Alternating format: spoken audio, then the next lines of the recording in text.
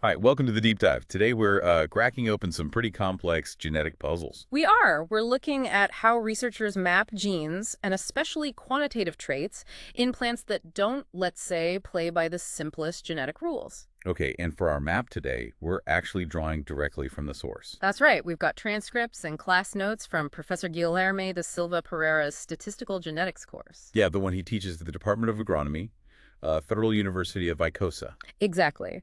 Specifically, his module on linkage and QTL mapping in outcrossing species. Outcrossing species. Okay, so right away, why are these harder? We're talking things like what? Trees, potato, passion fruit. Yeah, precisely. Unlike crops where you can easily self-pollinate them generation after generation to get these very pure, predictable inbred lines. Right, like Mendel's piece. Kind of. But with these outcrossers, that's often really difficult or even impossible. Why is that? Well, you've got things like really long juvenile periods. Think how long it takes a tree to flower. Or haploidy, meaning they have multiple sets of chromosomes, not just two. Okay. And sometimes there are genetic systems, self-incompatibility, that actively prevent self-fertilization.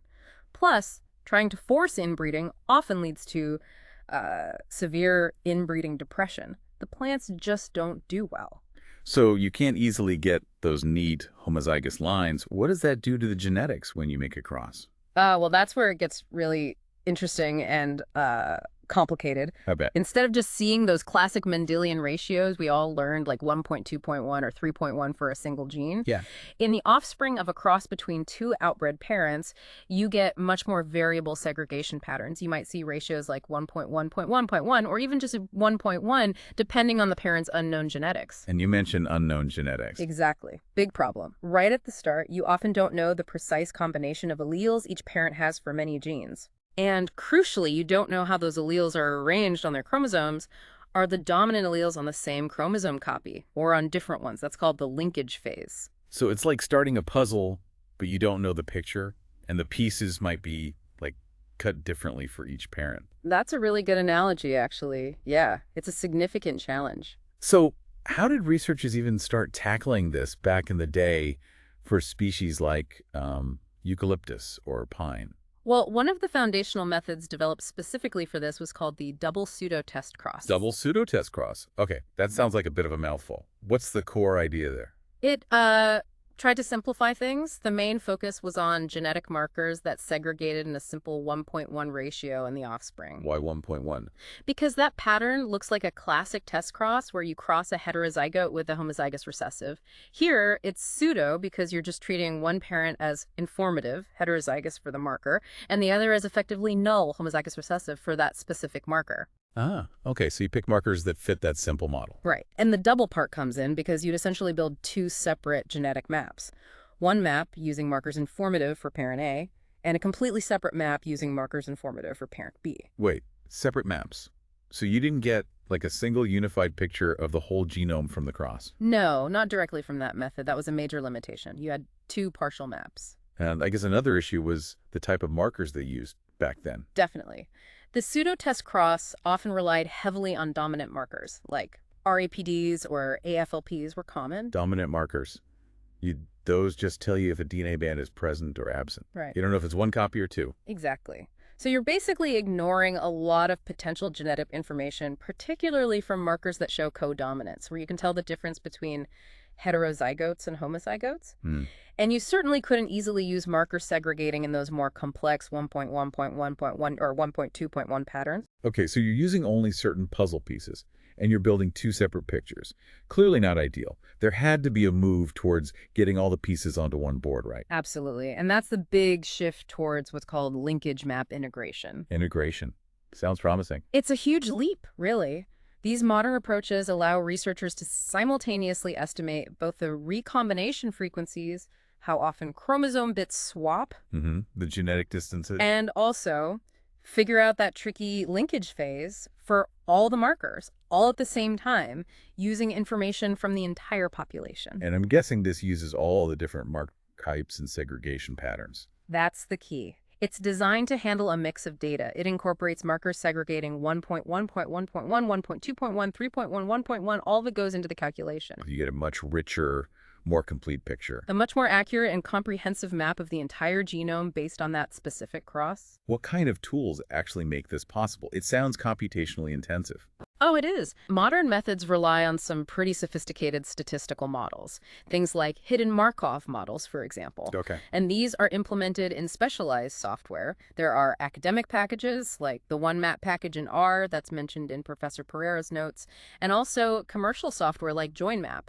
They're built to untangle these complex patterns. Right, like that example in the notes with the Icomia trephida. That's a wild relative of sweet potato, isn't it? Yes, exactly. That's a perfect illustration from the course material.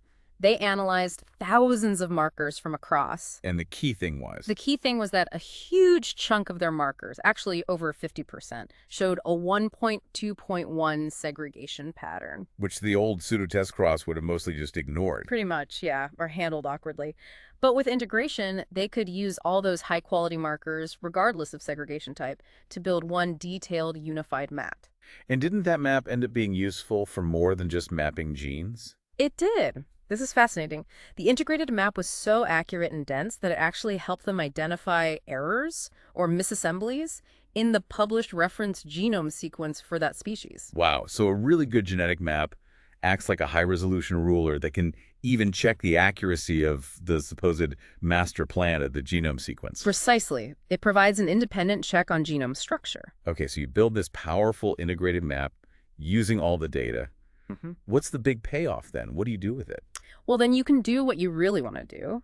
Accurately map the locations of genes that control important traits.